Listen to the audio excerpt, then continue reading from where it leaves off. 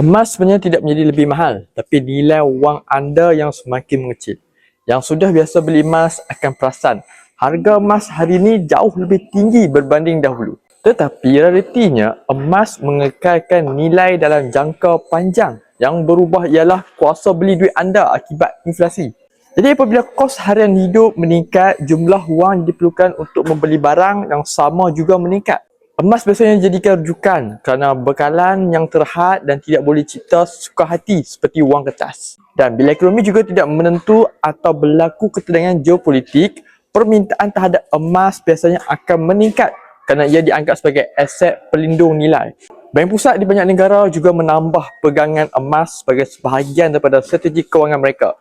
Jadi apabila permintaan meningkat sedangkan bekalan emas bertambah secara perlahan, harga emas akan meningkat dalam jangka panjang. Bukan semua simpanan anda perlu disimpan dalam bentuk emas, tapi anda seharusnya mempunyai sebahagian simpanan dalam bentuk emas untuk membantu anda stabilkan nilai keseluruhan simpanan anda.